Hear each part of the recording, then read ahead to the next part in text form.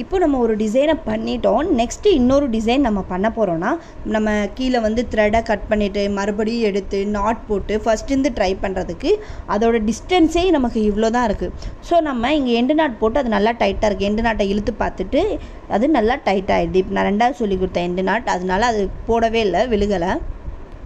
End நாட்டை நம்ம இழுத்து பார்த்தாலே அது கலண்டு வருதா இல்லையான்னு தெரிஞ்சிடும். ஸோ இந்த மாதிரி பக்கத்துலேயே நெக்ஸ்ட் இதை ஸ்டார்ட் பண்ணுறதுக்கு நம்ம த்ரெடை கட் பண்ணி ஃபஸ்ட்டு ஸ்டார்ட் பண்ணணும் அந்த மாதிரிலாம் கிடையாது. எதுக்காகனா ஒவ்வொரு டைமும் த்ரெட்டை நம்ம கட் பண்ணி எடுத்துகிட்டு இருந்தோம்னா கீழே நாட்டு வந்து முடிச்சு போடுவோம் பார்த்தீங்களா, அப்போ நம்ம அந்த கிளாத்தை திருப்பி பார்க்கும்போது ஃபுல்லாகவே முடிச்சா டிஃப்ரெண்ட்டாக இருக்கும்.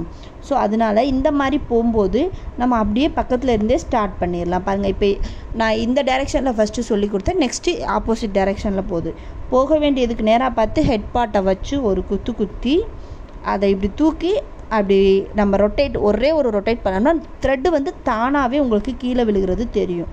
இப்படி குத்தி சுற்றி இப்படி மேலே எடுத்து பாருங்கள், ஒரே ஒரு ரொட்டேட், த்ரெட்டு கீழே விழுந்துருச்சா அப்படியே திருப்பினோம்னா அந்த டைரெக்ஷனுக்கு போயிடும். ஸோ இது மட்டும்தான் பண்ணணும், குத்தணும் சுற்றணும், மேலே எடுக்கும்போது திருப்பிட்டு போகணும். இந்த மாதிரி நம்ம போயிட்டே இருப்போம்.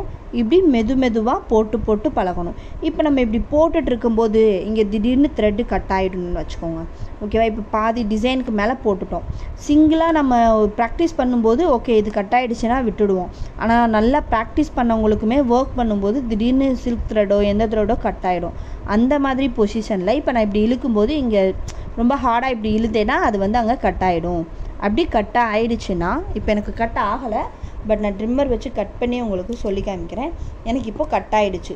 ஸோ அதில் ஒரு த்ரெட் வந்து போயிடும். இப்போ நம்ம என்ன பண்ணணும்னா இதை ஃபுல்லாக பிரிக்க தேவையில்லை, ஒரு அளவுக்கு இதை தூக்கி விட்டு கீழ்ப்பக்கமாக அதை நம்ம இழுத்து ஒரு 2-3 தையலை அப்படியே பிரித்து விட்டுக்கலாம்.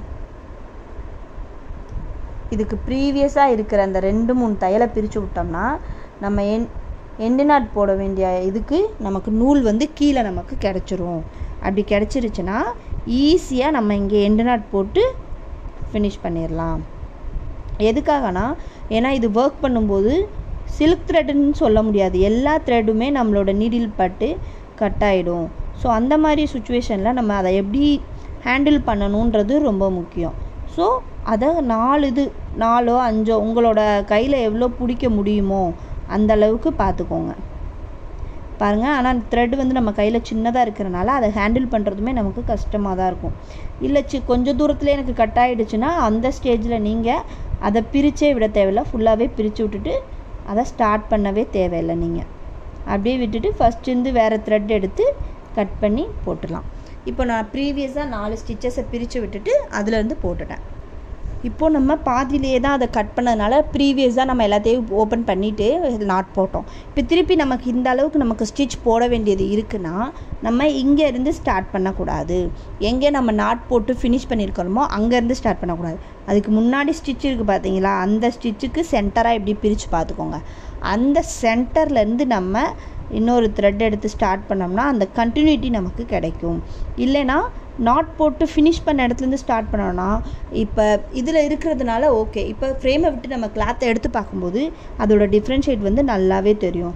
ஸோ ஒரு ஒர்க்கு பாதியில் நம்ம கட் பண்ணி இந்த மாதிரி பண்ணோன்னா அதுக்கு ப்ரீவியஸ் ஸ்டிச்சு சென்டர்லேருந்து பண்ணோம்னா ஃபுல்லாகவே கண்டினியூட்டியாக நமக்கு பார்க்குறதுக்கே அழகாக தெரியும். இப்போது இந்த ஸ்டிச்சில் தான் நம்ம பாதியில் கட் பண்ணி ஜாயின் பண்ணது. எங்கேயாவது நமக்கு ஜாயின் பண்ணது டிஃப்ரெண்ட்டாக தெரியாது, ஏன்னா நம்ம சென்டரில் இருந்தே ஸ்டார்ட் பண்ணிட்டோம்.